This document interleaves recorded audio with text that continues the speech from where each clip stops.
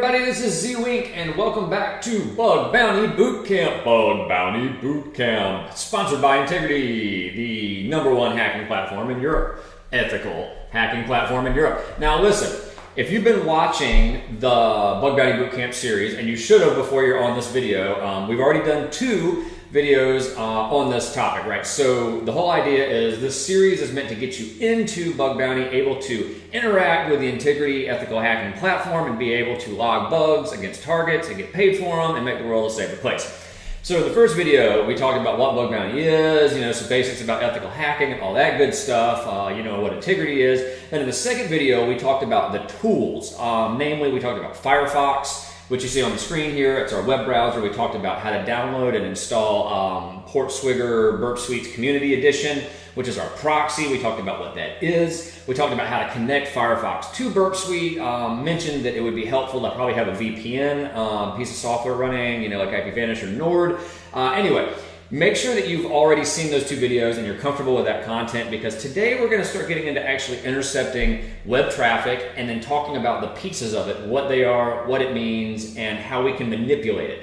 So before we want to even understand different vulnerability types, we want to just understand the tools and understand what it is that we're looking at on the screen. And that's what today is all about, right? We're going to talk about the different parts of the payload, how I sort of use the tools day in and day out to look at stuff. And we're going to do it here with the Integrity platform itself. Integrity actually has their own program and scope as a bug bounty target. So I think it's fair game to say that we can at least look at the payloads here. We're not going to hurt anything, right? Let's look at the platform itself. And as you can see here on the screen, over 400 different programs to choose from, over 50,000 researchers, bug bounty hunters already over here. And I think that means that they've already paid over $5 million in bounties. So that's a lot, right? A lot of money to be made in this field. Now, I'm going to click the sign in button right here. First of all, let me back up a step. I already have Firefox configured, as we talked about in the last video, in the proxy settings, right, to proxy the traffic to this address right here on port 8080. We talked about what that was in the last video. I just wanted to note that I already have that on. If I come over here to our Burp Suite Community Edition piece of software, and I go over to our proxy tab in the options, you can see that that IP address matches and the port matches, right? So we've got our proxy running and Firefox is configured to send the traffic to this piece of software. Moreover, I have already gone to target and scope in the last video. I clicked use advanced scope control and I told it to pick up any traffic from /.integrity/.com. So that will pick up any subdomains at integrity.com. Okay, that's pretty much going to be all the traffic. However, it wouldn't pick up anything that's just at integrity.com. So we also want to just do this, integrity/.com too. And in case there's not a subdomain or they don't have a www prefix on something, it'll also grab that traffic. That's just, sort of a starting thing here. So when I hit the web page a second ago with these settings, you can see that it made a request to a couple different subdomains. We've got our main www, the World Wide Web subdomain, and then we've got some custom subdomains they've created, right? A little less standard because you can call these whatever you want, and they've got their login.integrity.com domain subdomain set up, which is probably, it's going to give away a little information here. It's probably going to handle the login traffic on the endpoint and all that good stuff. So what I want to do is go ahead and delete selected items. I'm just going to clear all the trash out of here. Highlight it, delete it. We're going to start over again. It's not really trash. It's just I want to start clean. So let's get into this. I'm on integrity.com. I'm going to hit the enter key. Boom! I hit enter. That refreshed the page. Now I'm going to come back over here, and you can see that Burp Suite from that one request has discerned in its amazing knowledgeness that 2 other subdomains that have yet to be requested exist. That means that this information is referenced somewhere on that page, okay? And similarly, if we come over here and we right click, well actually let's not do that. If we highlight the bright colored white text here, which means it has been requested, these are things that actually happen, we can now click the filter and say, don't show only requested items. We're gonna uncheck this and hit apply. And now what you'll see is it has also picked up some additional URLs that have yet to be used. So we now know, without even having made any request other than refreshing the homepage, that an API lives an API lives, an application programming interface, I think that's what that stands for, lives at integrity.com that takes several different paths. We've got a user path, a file path, a core path, and a company path. Now, that's pretty cool, right? So just from one request, Burp Suite has found some information for us. Kind of nice. So let's come over here and let's go to sign in. Now, right before this video, all I did was I created an account on the Integrity platform that I can use for testing with you folks. I'm going to change the password after this video. This is not a real account that I'm using for anything. I just wanted to have an account I could use for demonstrating things. So if you try to break into this account, you are being a bad person. Remember, in the last video, there's white hat, there's gray hat, and there's black hat. And if you're now trying to use my account from this video, that's not nice, that's gray hattish / black hattish, and you don't have my permission to try to sign in with my pickles password I'm about to use. So the password, the account email I used here was a@z-w at, what is it? Have an aneurysm. Nope, I got there. Okay, a lot of @ signs. And then I think I used the password pickles123 ! Which is a very secure password. Not really. And we're gonna click login. Pickles123, Pickles123. All right, cool. So that was in fact my password. It did in fact log me in. And keep in mind, whenever you get on a target, and we'll act like right now that Integrity is a bug bounty target that we are actively working on, even though we're not really, but we are, but we're not, but we are. We want to always use all the functions and stuff on the screen whenever we're looking at a new bug bounty target, okay? So were we assessing this platform for security, the first thing I would want to do is click all of the things I possibly could within the platform, just to make web requests. But we're not going to get into all that right now. All I wanted to do was make a couple cool requests for us to look at and play with inside of Burp Suite so we could talk about payloads and what they are. And I think signing in is probably all we needed to do there. So let's come back over here. Now, inside of Burp Suite, I always like to sort requests by time requested descending. Why do I like to do that? Well, because it lets me pair very easily. I work with 2 monitors, right? So I don't keep minimizing stuff normally. I'll have my Burp Suite on one side, I'll have my Firefox on the other, and as I'm making requests, I can see the traffic occurring, in the order that I'm clicking on it on the screen, which I find very helpful. Now, let's talk about some things that we see here on the screen and discuss what they are, what they mean, and how we kind of step into the world of bug bounty hunting. We're already halfway there, and that we're decrypting our traffic, and we can see everything that's going on between the client and the server, our client browser and the server, and we can see the responses that come back from the server. So now we've got all these cool requests that we can see on each of the subdomains, and here we see they've got an API.integrity.com with a whole bunch of GUIs and access tokens and cool things like that now, right? And I'm gonna have to make sure I revoke before this is over. And it's just kind of neat. So all of this stuff is now showing up, and we found 2 more subdomains, right, that have a bunch of unrequested items. And the game begins, the cat and mouse game begins, right? The game of scavenger hunting and treasure hunting. This is the modern day treasure hunt is where we're heading. So, all right, let's get into what all this junk means on the screen. Now, for me, when I'm using Burp Suite, when I'm looking at traffic, the absolute most important thing I want to see is the URL, okay? Because it's got, to me, things that jump out at the screen. First of all, let's go through what these things mean one by one. The host is your target. The host is the subdomain or the domain or potentially just an IP address that the request is being made to, okay? That you can see down here as I click, let's just click a basic researcher payload right here. And I'm gonna go to our, real quick because somebody's gonna say something, I'm gonna make the font as big as I can, and doesn't seem to look very pretty when it gets bigger, does it? All right, I'm gonna right click this payload right here and say send to the repeater. So you can right click any request you click on and say send to repeater. So right click, say send to repeater. You can also hit Control R if you're into hotkeys. And Control wheel does not make this any bigger. I apologize. I was really hoping I could make this font a little bit bigger. Let me try again. Let's see, repeater. It's making everything but this window bigger for some reason, so that's cool. Maybe it needs to be this one. Change font, 14, HTTP, message display. Did that do it? Hey, there we go. That got it a little bigger, didn't it? I'll tell you what, just because I love you guys, let's go even a step bigger than that because there's no reason to be straining our eyes when we're learning here, right? So to the repeater. Oh, that's beautiful. Okay, so this is our host, app.integrity.com for this request, okay?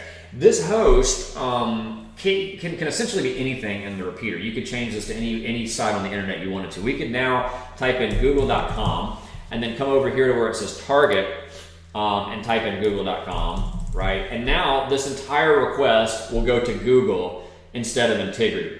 Okay, so that's what the host does. It allows you to specify the domain, the subdomain, the IP address that you're sending the request to. All right, that's pretty much host in a nutshell as far as what it is and what it does. Let me kill that, go back, just send it back to the repeater again, and we got a clean request. Now, when you're doing cybersecurity related research and stuff, it's really important to understand everything that you're seeing on the screen more or less. All right, you're not always going to really know what something is being used for, but you want to understand kind of what it is. And if you're just getting into bug bounty, you may not understand all the stuff you look at. It might look like complete gibberish. That's cool.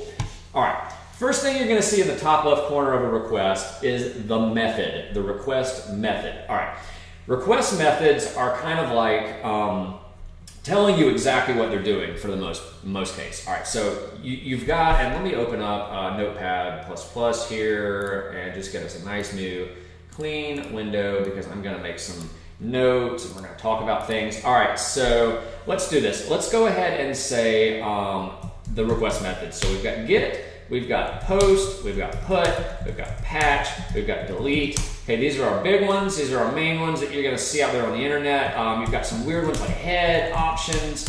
Okay, let's talk about this. A GET request is generally used to retrieve data and pull it back. Okay, so a GET request says, I want something from your website, give it back to me. Generally speaking, a GET request is not going to change something. It shouldn't anyway, but sometimes a GET request can. So generally speaking though, let's call it 99% of the time, GET requests just retrieve data, they don't change it. However, sometimes parameters can be passed in a GET request that will actually cause something to change. So that's not always the case. A post request, kind of like sending mail to somebody, right? You're writing a letter, you're sending it postal mail, you're sending a body of data across the web. And usually that is used for logging or for changing something. It usually has an integrity impact on the target. So if you change your password or you change your email or you change your mailing address or you're sending a credit card payment across the pipe to pay for some stuff from Amazon, that's usually something like a post, a put, or a patch request. Now, there's a subtle difference between post, put, and patch. They all start with P's. That's cool, right? The three P's, they're usually going to change something. A lot of the time, post might be to create something new. Let's say we have a single API that handles user account data. A post to /API/user just the root like that might create new user returns ID 1, 2, 3, 4, 5, 6. Okay, so maybe you make a post to API user, and the post on the server side means I'm going to create a new user, and then it returns the ID.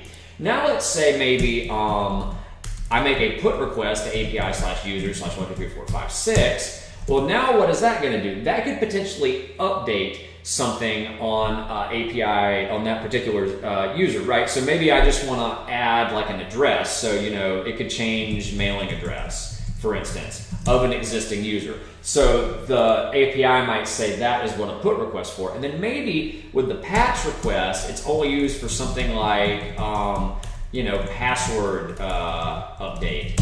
And it's a very specific request for a very specific type of thing that's happening on the APIs. These different request types give the developers, the server-side programmers, flexibility in being able to use a single endpoint but use the methods to make it do different things. So if I got rid of the user here and got rid of the user here, these are all three different request types to the same endpoint, and then on the server side, the programmers can say, well, if it's a post, do this. If it's a put, do this. If it's a patch, do this. So it allows them a little bit more flexibility. A lot of times you'll just see websites with get and post, get and post, get and post, get and post. A lot of websites won't even use put and patch. Okay, but I wanted you to know they exist. So these are different request methods. Delete you won't see all that often, but usually delete does exactly what you think it's going to do. It's going to remove something. It's going to delete a user object or delete an account or delete a piece of information from something. usually has a pretty significant integrity impact. And then these little special guys, the head and options, let's go look at that real quick and let you see what that does. So let's send this GET request over to researcher. And as you can see, it returns back just some, some code, right? Now let's do a head on it. Change it to a head. And now notice all we got back were the headers, right? There's no body content anymore. And that's what this kind of special unique request does, is it returns just the headers, which is all this stuff, like all this stuff right here, except these are response headers. These are all request headers. These are all response headers. We'll talk about that in a little bit. We're not quite that far down the list yet. Cool. So let's do options. What is options? Options, what do you do? Oh no, it won't let me make an options call. And this is not always allowed, right? Sometimes you can't make an options call, but it will return back some different stuff. Nice try, you actually don't have access to this page. That's rude. So it'll return back some other information, potentially about things and stuff with header values. So, give that a shot sometime on a website where it works. I'm not worried about it right now. And I think that's pretty much all you need to know about headers. Now, here's an interesting little nuance about headers. Sometimes, let's say you're making a GET request to /researcher. Well, sometimes the server might support a parameter, which we're about to talk about, like request_method or something like that. And you can tell it it's a post. So from a GET request, you can now kind of convert the request to a post, which can actually be really useful in certain attack types. So there are sometimes ways to actually take a GET request but make it a post request by changing something like a parameter or another header value. So that's just kind of an interesting note I wanted to throw in there, right? You don't see that all the time, but you can definitely use that sometimes to defeat cross-site request forgery mitigations and fun things like that. All right, next step. So we've talked about what the request method is, high-level stuff, and then now we want to talk about the URI path, or sometimes referred to as the file, depending on what you're looking at. Even though it's not a file, it's a path, but you'll see it referred to as a file sometimes. So /researcher here is the path. All right, and if I kept doing stuff like API/thing/user/place/address/hi, whatever, that's all still the URL URI path. Now, that is cool. These things are injectable sometimes, right? Depending on how the server handles it, you can find things like directory traversal and injectable places that do stuff and things here, but right now we're talking more about terminology. This is telling the host the path you want to request back, the content you want back. So we're hitting, for instance, api.integrity.com. We just want the researcher path back. Now, if you see a question mark after it, right, that now is saying to the server, it's like, okay, we've got some parameters too. The question mark denotes the separation between the path and the parameter values. So now maybe my user ID is equal to 1 and my email is equal to hi@hi.com or something. And you'll see parameters a lot of times in request, in the path. And in post request, you can sometimes actually have content that is here as well as down here in the post payload body, which we'll talk about in a minute. I want to show you an actual post request as well.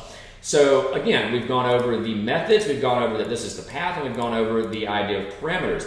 Right after that, you have the HTTP version.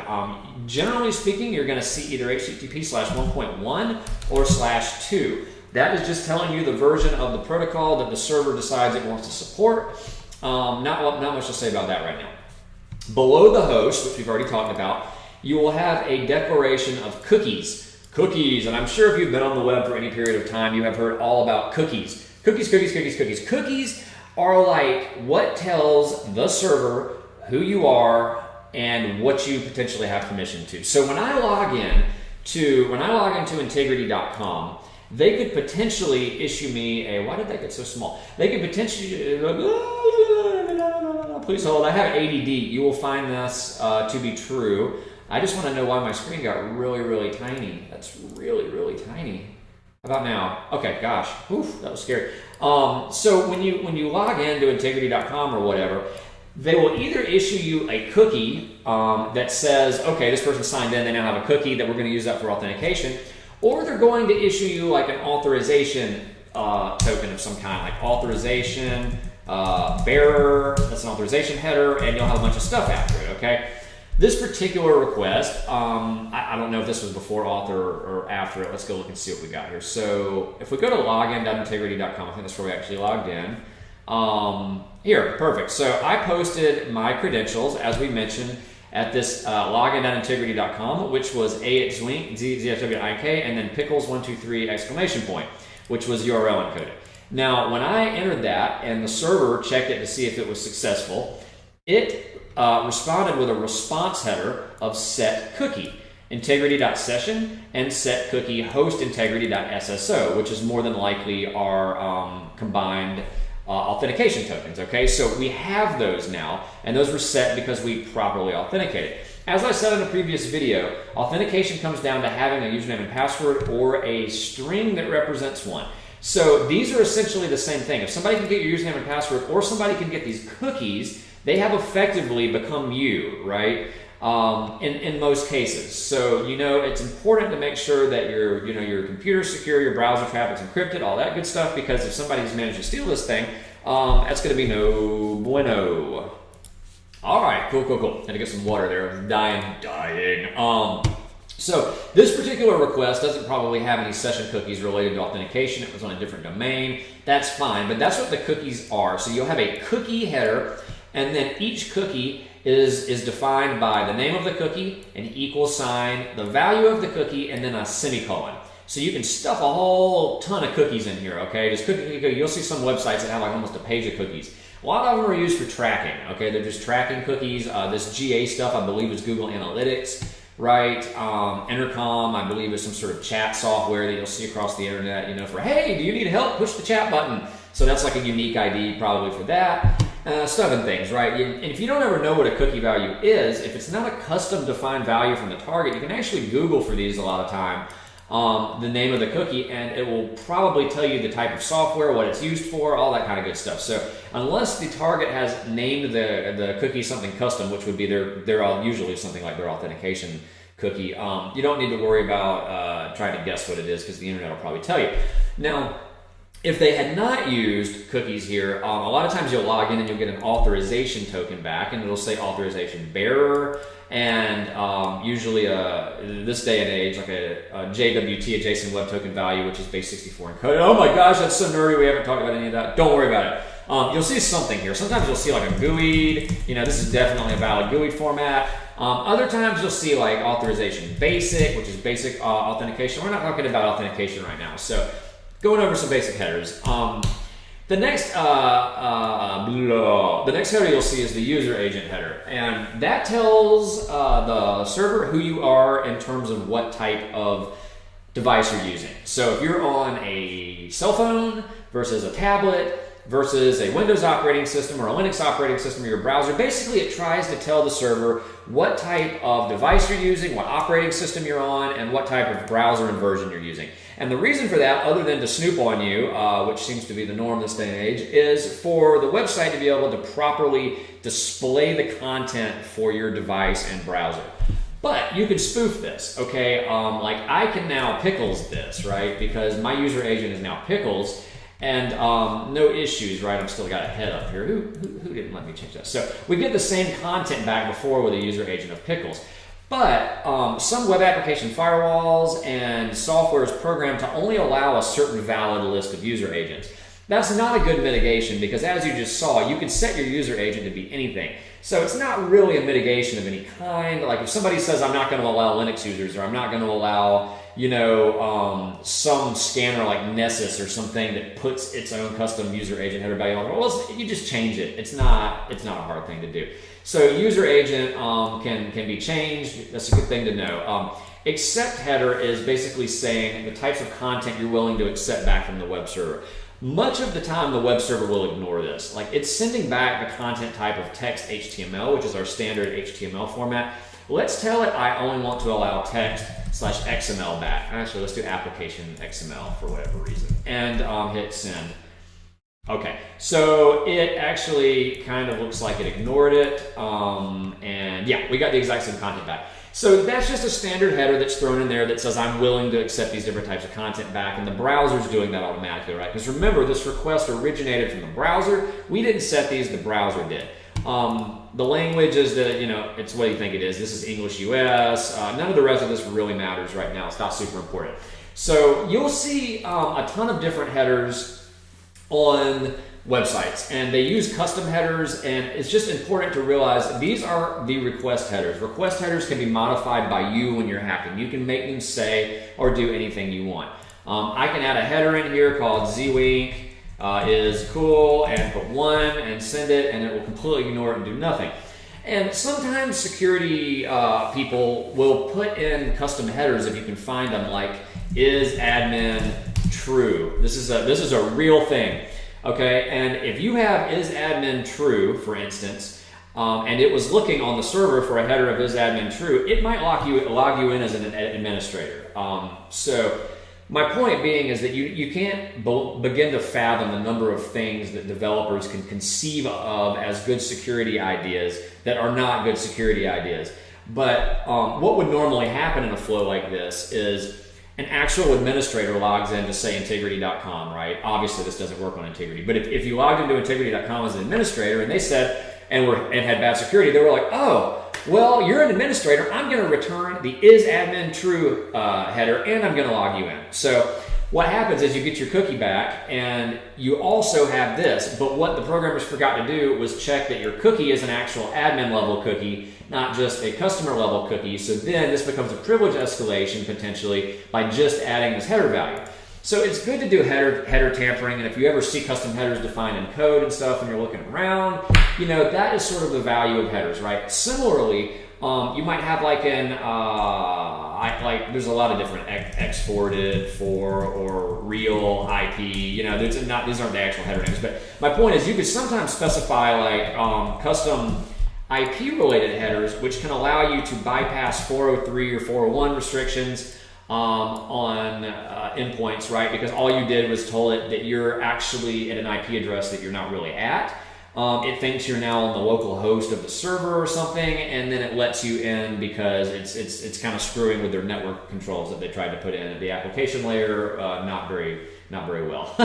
So that's sort of the value of the request headers. Now, the response headers indicate a lot of different things depending on the type of vulnerability you're looking for. I think for right now, the important thing is to know that these are response headers, okay? Because we could do entire lessons on just content security policy header, as a single example.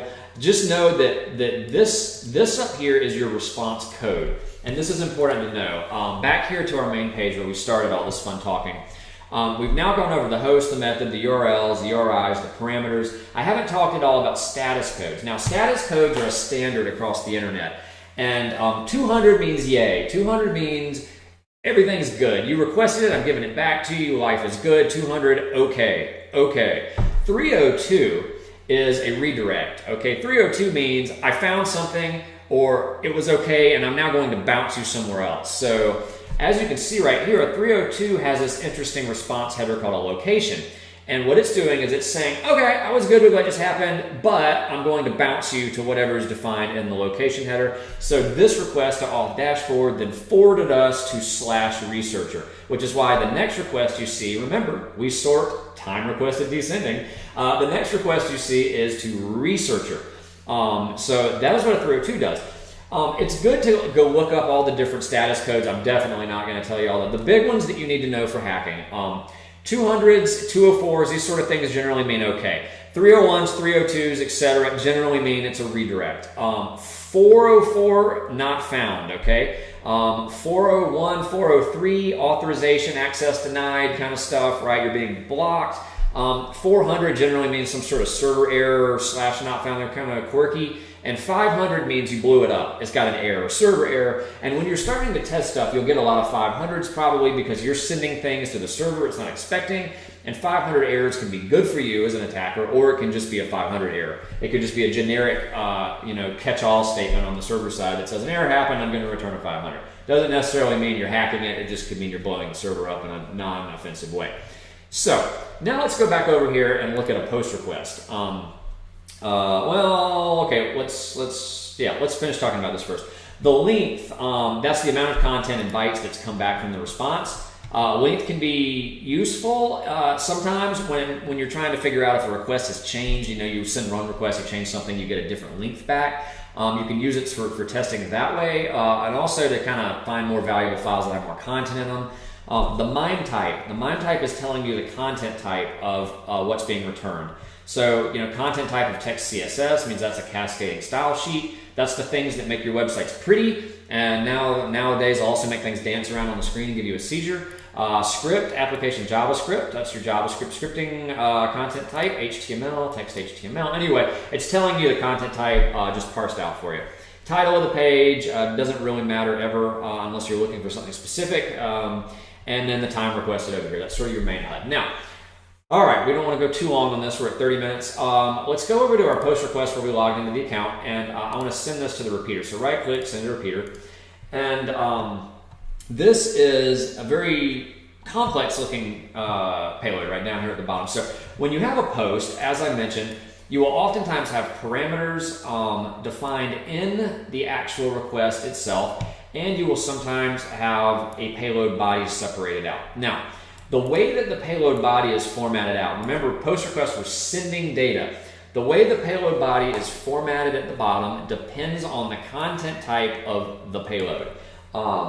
Application/XWW form URL encoded is pretty standard. It's the old school standard way of sending parameters in a big blob. And the way it works, that particular content type is it's your parameter. It's just like the parameters up here, actually. It's absolutely identical to the way parameters would be defined in a GET request.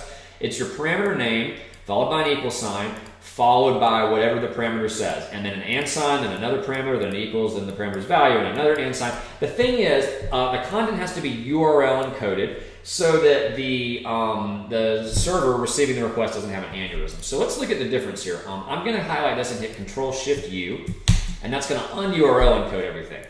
So now it looks a lot cleaner, right? And actually some of this has been double URL encoded, like the scope right here has got an additional encoding level. This is an OAuth request from the looks of it. It's got our scopes right defined in here. We're not going to talk about OAuth right now.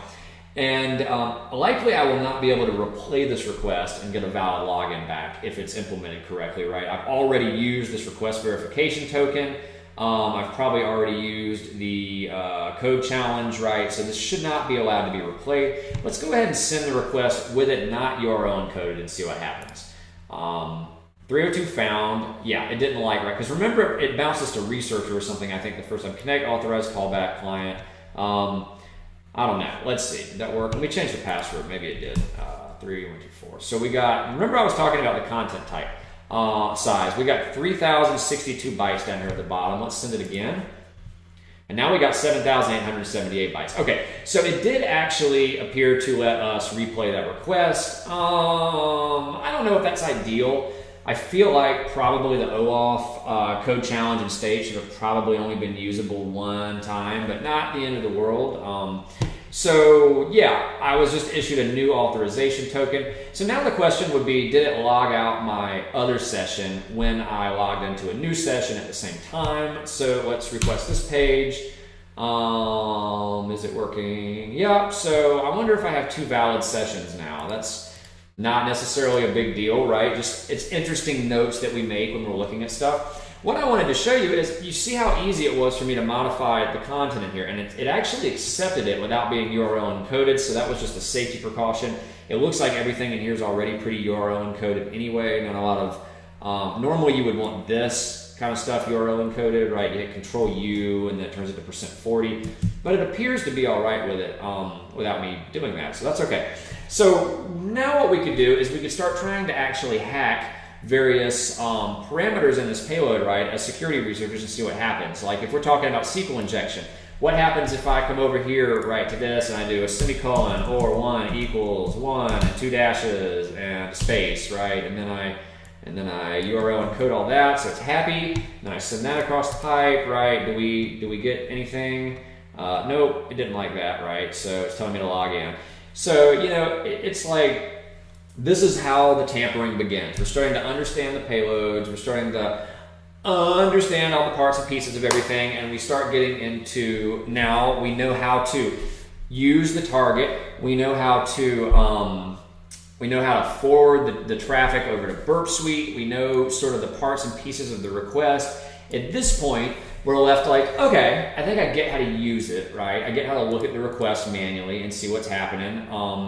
How do I start to find bugs? Well, you're gonna have to stay tuned for that one because that'll be in our next Bug Bounty Bootcamp series. So again, thanks for listening in. Today we went over the parts of the payload and how to look at it and sort of send it to the repeater and start toying with it. I think that was pretty cool, pretty fun. And tomorrow / the next video, I think what we need to do is start going into the basics of vulnerabilities that you can get paid for, how to train on them, how to learn about them, and we'll go into some examples, okay? I don't know exactly what I'm gonna go over, but we're gonna go over some cool stuff. Have a good one, folks. Stay tuned for the next one.